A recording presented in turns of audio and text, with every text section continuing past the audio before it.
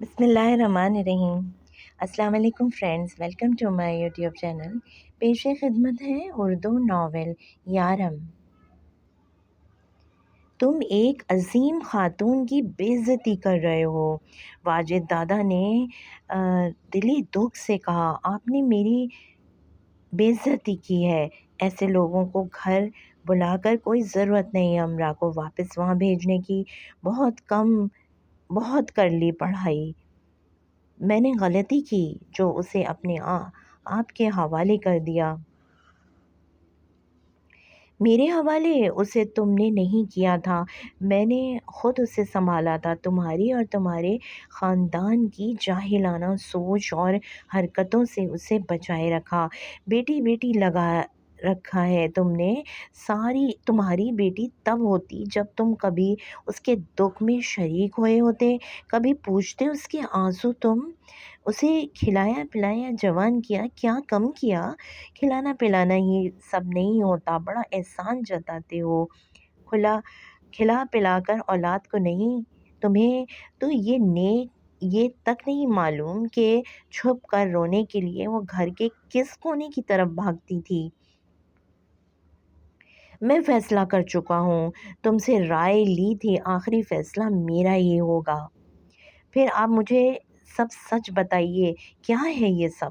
دادا نے سوچا کہ تو پھر انہیں وہی کرنا پڑے گا جو انہوں نے پیشے بندی کے طور پر سب سے آخر میں رکھا ہوا تھا۔ کچھ فرق نہیں پڑے گا، واجد کا رویہ معجزانہ ہی ہوگا جو بدلے گا۔ علیان کی والدہ ایک غیر مسلم عورت تھیں۔ انہوں نے ایک مسلمان سے شادی کی۔ ولید البشر نے علیان کی والدہ کو دھوکہ دیا اور چھوڑ کر چلا گیا اور دوسری شادی کر لی۔ علیان کی حقیقی ماں اور خاتون مہر ایک دوسرے کو جانتی تھیں۔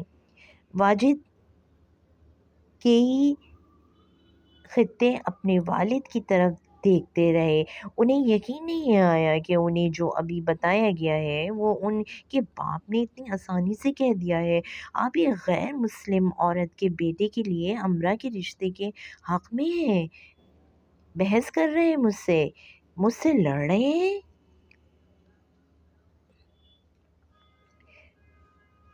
اس بار پوری قوت سے وہ چیخے۔ تجربے کی آنکھ سے دادا یہ سب پہلے ہی دیکھ چکے تھے۔ ایسا ہی رویہ اور ایسے ہی سوال، یہی رد عمل، سب ٹھیک ویسا ہی ہو رہا تھا۔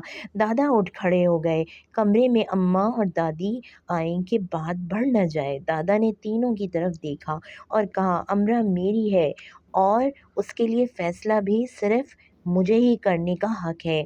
علیان ایک اچھا لڑکا ہے، مجھے اس کے ماضی یا خاندان سے کوئی سروکار نہیں، مجھے وہ پسند ہے اور میں امرا کی شادی اسی سے کروں گا۔ آپ کو لڑکا پسند ہے یا آپ کی لاڈلی اسے پسند کر لائی ہے؟ واجد تیزی سے کہتے ہوئے کمرے سے نکلے اور امرا کی طرف بڑھے۔ امرا، انہوں نے چلا کر اسے بلایا۔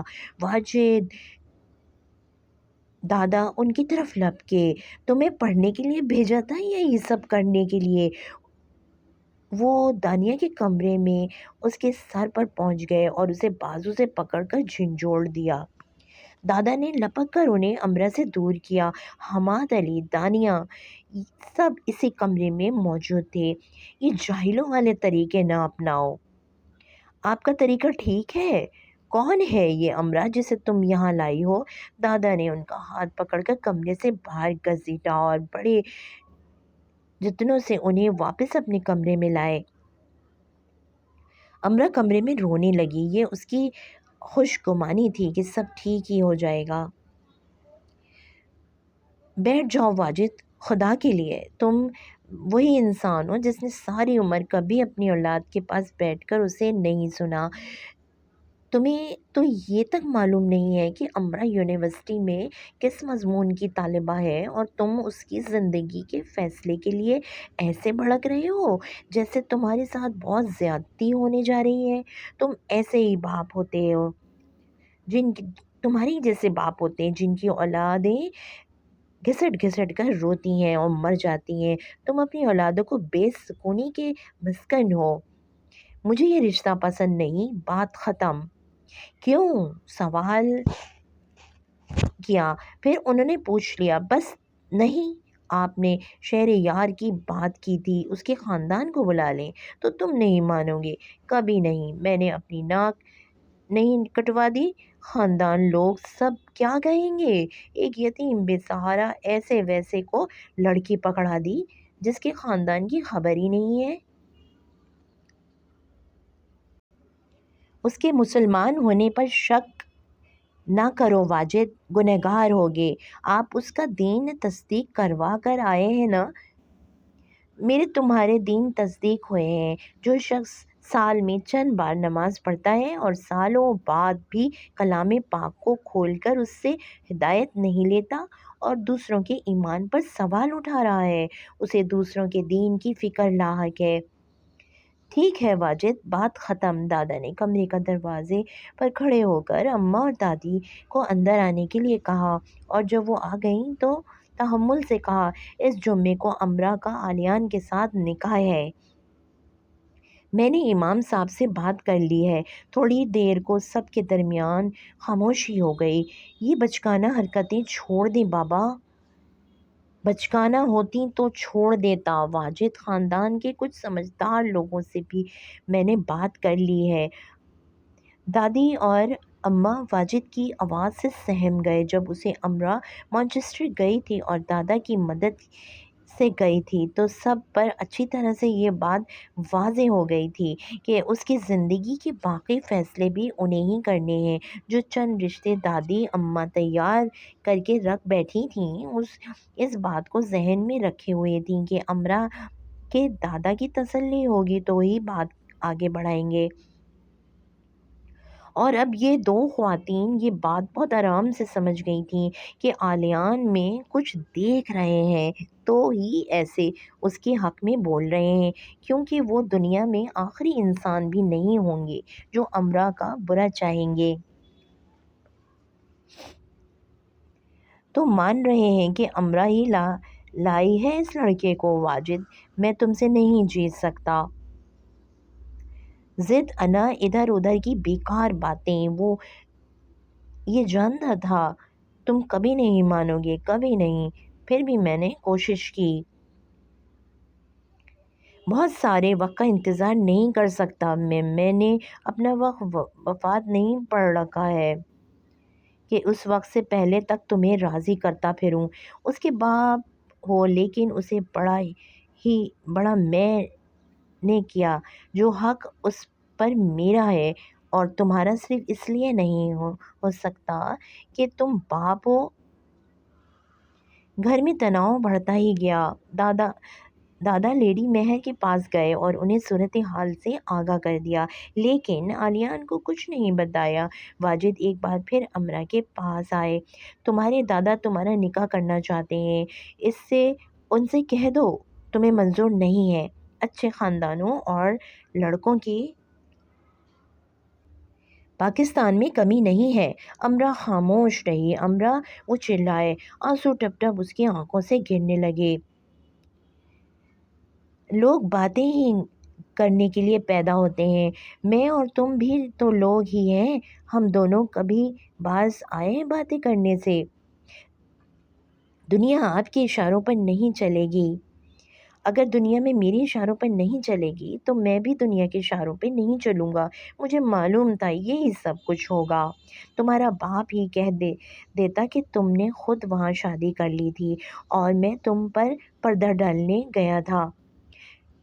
ख़ानदान के कितने ही लड़कियों को उनके घर वाले पढ़ने के लिए बाहर भेजते शायद। फिर मैंने बहुत सोचा है इस बारे में। अब एक आखिरी हल यही है कि तुम खुद जाओ वाजिद के पास और कोशिश कर देखो, शायद वो मान जाएं। मुझे उनसे डर लग रहा है। आओ मेरे साथ। उसे साथ लेकर वो उनके कमरे में आए। 2 दिन से वो स्टोर नहीं जा रहे थे। घर में यही सब कुछ चल रहा था। वो बेड के क्राउन से टेक लगाए बैठे हुए थे। वो उनके करीब बैठ गई और उनका हाथ अपने हाथ में ले लिया। مجھ پر وہ بوجھ نہ ڈالیں جو میں اٹھا نہ سکوں، بہت مشکل ہو جائے گا سب، پھر میں تمہارا باپ ہوں، کچھ تو میرا لحاظ کرو، تمہارا بھلا ہی سوچ رہا ہوں، میرے بھلے پر ہاں کہہ دیجئے۔ اس نے بڑی ہمت سے کہا، یہ کبھی نہیں ہوگا امرا، ان کا انکار انکار ہی رہا، یہ نکاح کبھی نہیں ہوگا دادا۔ امرا اور رونے لگی، اگر یہ خدا کی طرف سے ہے، ہونا طے ہے تو ضرور ہوگا۔ واجد نے مجھ سے کہا ہے کہ اس رشتے کی صورت میں نتائج بھگتنے کے لیے تیار ہو جاؤں، کسی بے دین اور بغیر باپ کے لڑکے کو لڑکی سونپ رہا ہوں۔ میں نے بہت کچھ سنا ہے، میں خود بھی ڈگمگا جاتا ہوں۔ پھر میری ستیلی پھر میری تسلی یوں ہو جاتی ہے کہ اس کے سرپرست خاتون مہر ہیں۔ ہمارے بڑے کہتے ہیں جس کی بیٹی لینی ہو اس کی ماں کو دیکھو، اور جس کی بیٹی دینی ہو اس کے باپ کو، اور عالیان کا باپ ہے نہیں، اور جو ماں ہے وہ اتنی عظیم ہے کہ انہیں صرف ماں ہی نہیں سمجھا جا سکتا۔ تو میں جو کبھی اپنے ہی فیصلے سے خوفزدہ ہو جاتا ہوں اور شکوک میں گھر جاتا ہوں، تو خاتون مہر کے بارے میں سوچ لیتا ہوں۔ دادا نے بات یہی ختم کی، وہ ایسے سنجیدہ اور چپ چپ ہو گئے تھے جیسے نئے سرے سے حساب کتاب کرتے ہوں۔ امرا نے جانا کہ یہ سب کیسا محال ہے۔